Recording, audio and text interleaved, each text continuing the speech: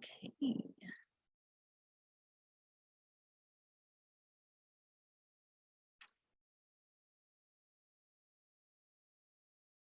All right, so thanks for joining today for the intro session for students on the Summer Nonprofit Immersion Program.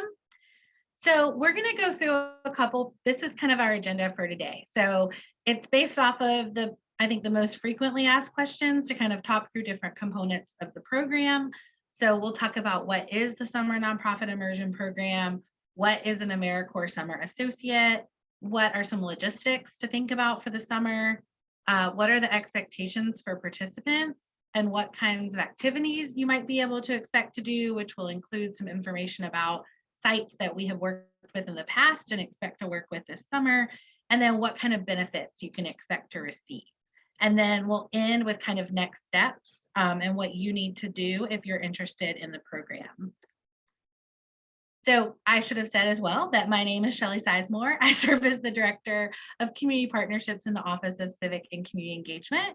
And one of my big responsibilities over the summer is to direct the Summer Nonprofit Immersion Program. I think this will be my 5th year directing the program. So SNP is an opportunity that's hosted by the Office of Civic and Community Engagement for Wake Forest students to serve local community partners full-time in the summer.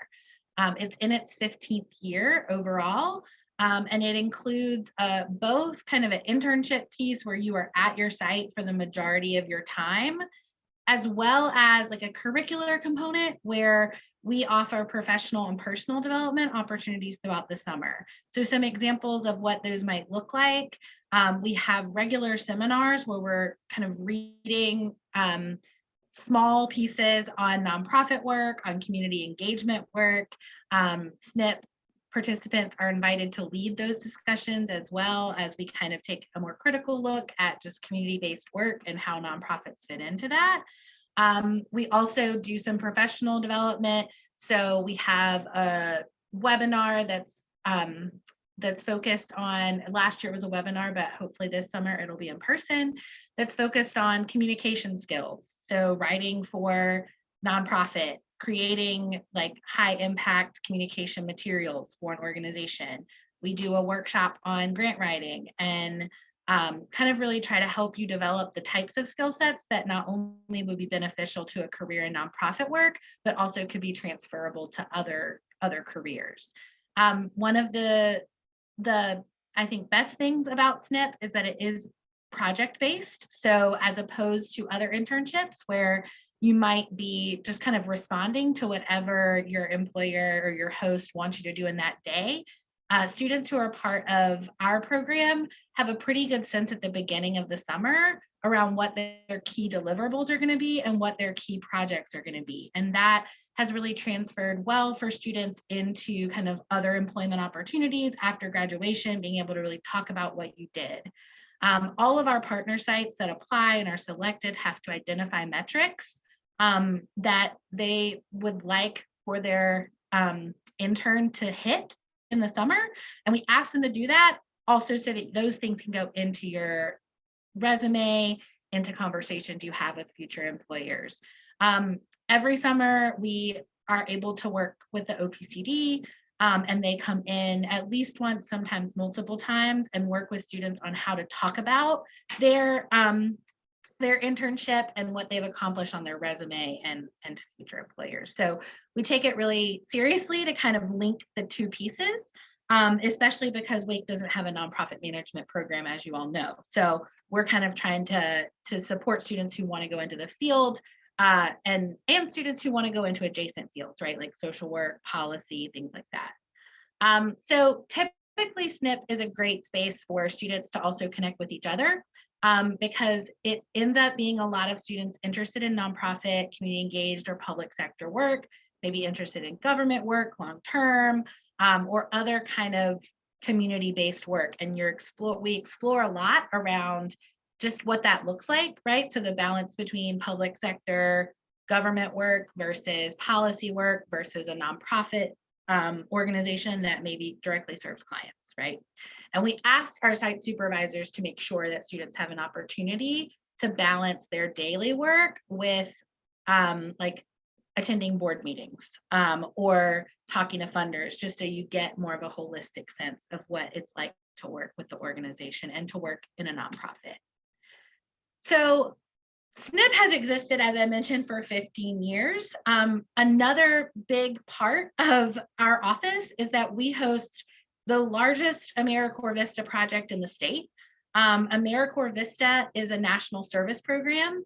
So I did AmeriCorps Vista for a full year after college. It's kind of a gap year program, but it also can be a good entry point into community-based work. Because we host full year vistas, we are able to apply to also host summer associates. And so 2 years ago, were able to scale out the number of summer associates that we host in the summer so that all of our SNP students were part of our AmeriCorps Summer Associates program. The reason that that matters is for a couple of reasons. So first, it matters because you receive a higher living stipend than we could afford to pay you if we were just paying you cash, right? So summer associates receive a living stipend from the government, and it is around a little over $500 every 2 weeks. So this is a paid opportunity, which you may have realized already is relatively uncommon in nonprofit internships. So you receive that every 2 weeks. The second big benefit is that all AmeriCorps members are eligible to say they want to receive an education award at the end of their service. So the reason we say eligible is because you can choose either the education award or a cash stipend. The large majority of people choose education award because it's so much more money. So for full year vistas, at the end of their year of service, they receive close to $7,000. And that can be applied to current debt, future schooling, or current schooling.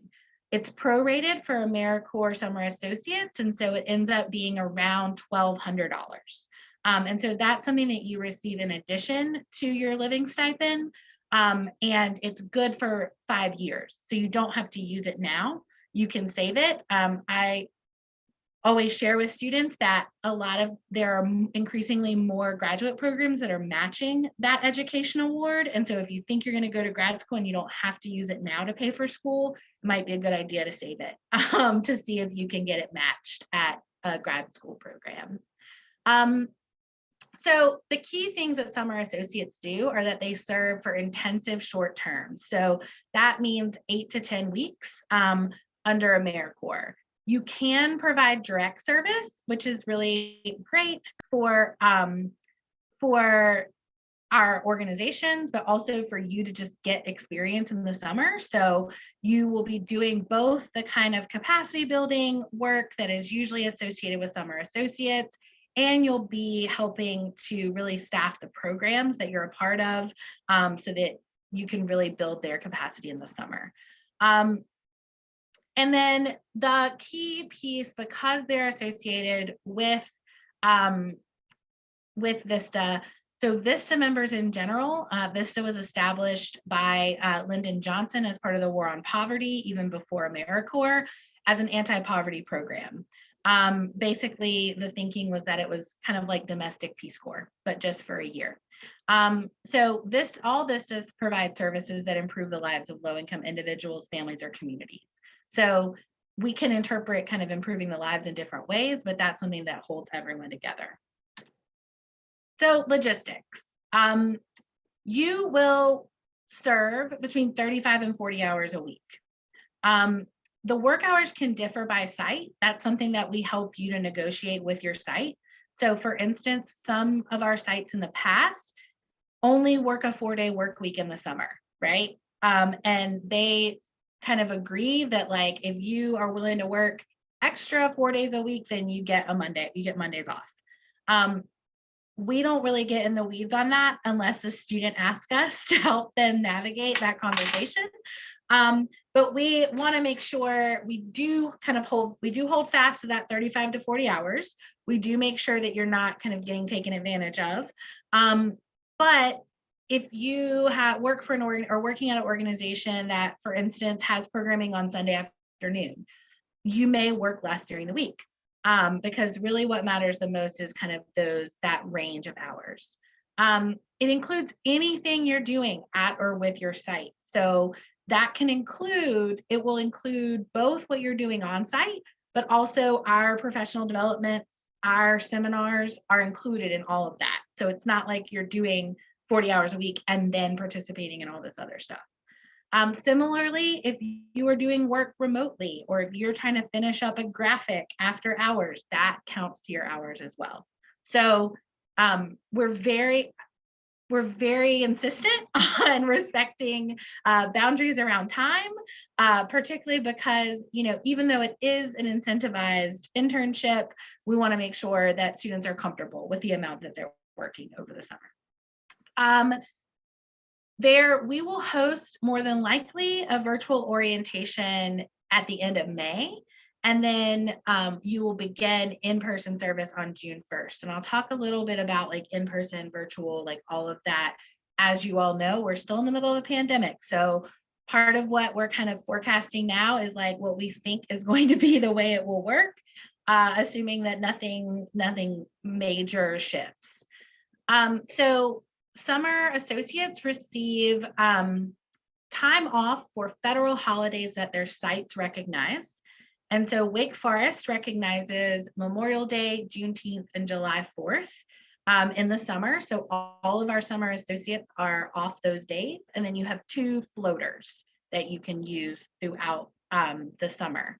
Again, a lot of times those days aren't super necessary because there is the potential to do some work virtually or while traveling, as long as you're in communication with your organization.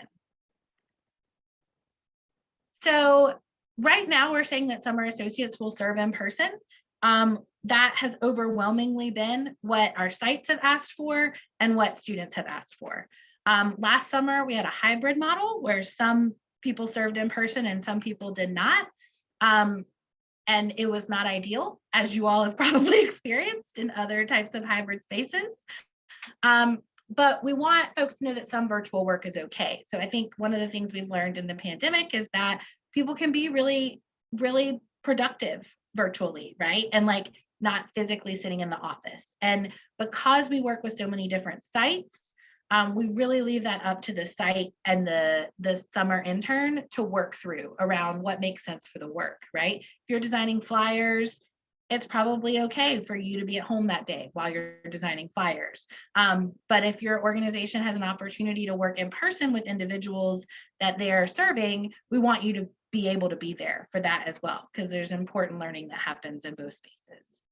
And of course, we're going to ask our sites and individuals to follow kind of CDC public health guidance and communicate with us if you feel like if you have possibly been exposed. And that's really so we can just check on you and make sure you're doing all right. So in the past, before COVID, we required shared housing as a part of the program. We are no longer requiring that. We also have been able to increase the stipend significantly from the past. And so students, what we're doing now is students who need housing to participate in the program can apply for assistance through the OCCE. But if you already have housing, if you're financially able to pay for your own housing, it's no longer required, kind of tethered to the project. And that was also based off of kind of student feedback. So as a participant, your expectations are the following. In addition to serving at your site, you will meet at least once weekly with your site supervisor at your organization. You are expected to attend all of our seminars and gatherings unless you communicate with reasonable notice that you can't participate. Because it is part of a federal program, we have to verify that you are working. So we will do a training on how to use GivePulse, which is our new university volunteer management dashboard, but you will submit weekly timesheets through that dashboard just to verify your hours. And then you'll submit a midterm. We do like a check-in halfway through the summer just to say, how are things going? What challenges do you have? Some students are really vocal about the challenges they have, and about the support they need. And some students aren't comfortable with that. And so we do this check-in every summer in the middle so that everybody kind of has a bit of a nudge to really think about, is this going well, and what support might I need for the rest of the summer for it to go better. And then at the end, you and your partner site submit a final report together that just summarizes the work that you've done, what you've learned, what they've learned from you, those types of things. So another expectation is that you communicate with us in a timely manner if you have issues. This can be a really good internship experience for students, particularly if you haven't had an internship experience before, because you do have our office to support you in navigating conversations with your supervisor, with coworkers. If you have a personal crisis, we're here to support you, but we can only do that if you communicate, right? This is not one of those programs where we're trying to take up a ton of your time by asking you to submit reports and reflections and provide feedback, right? But that does mean that you need to reach out if you're having issues.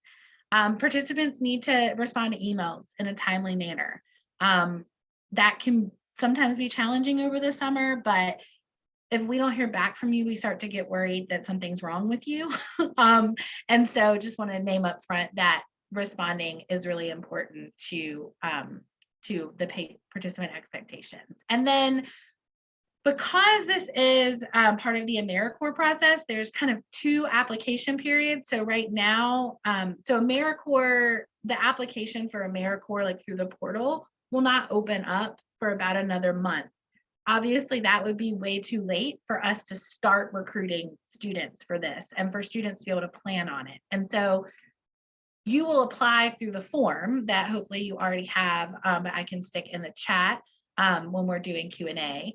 And then we will interview you and match you and all of that. And then after you've been accepted, you'll get clear guidance on how you need to go through the AmeriCorps onboarding process.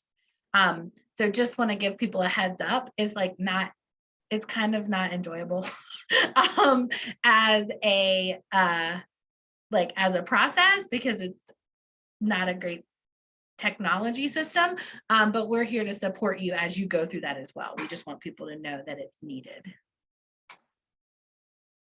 So I already talked a lot about this reporting. We do in a couple different ways with Summer Associates. So we ask you to you have to do your weekly timesheets. We do a midterm report and a final report, but we also really appreciate students sharing successes, opportunities throughout the summer.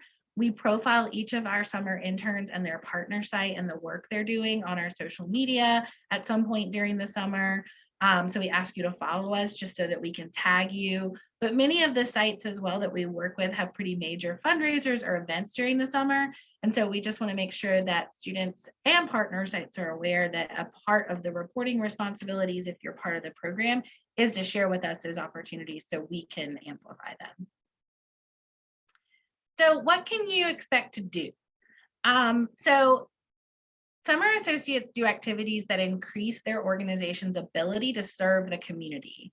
So that also is something that AmeriCorps requires. They call it capacity building. When you're increasing an organization's kind of capacity, it's their reach, the strength of their programs, their effectiveness, their efficiency. But that also works really well for student interns, because it gives you an opportunity to really look at the operations of an organization almost as an outsider and to kind of speak into what might make it more effective.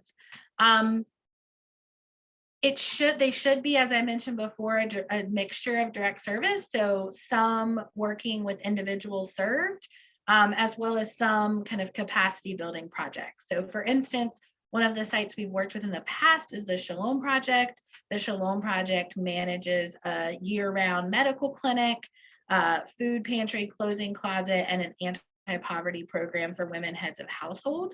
So their summer associate might do a mix of things, right? They might create some social media posts about how people can sign up to be part of Flourish, the anti-poverty program. They might develop a volunteer recruitment strategy for how to recruit physicians for the medical clinic. They might actually manage those volunteers, right? Be the point of contact for those volunteers over the summer. They also might, create some graphics or think about ways to do community outreach to populations that can be served by the programs, and to think creatively about that. Summer associates in the past have written grants and received grant funding for their organizations. They've done research. So we had a summer associate serving last summer that was working with a funder and actually did a lot of research on Medicare expansion and the impact that was going to have on North Carolina, and created some proposals for her organization on how they could better connect resources through that with low-income populations that they served.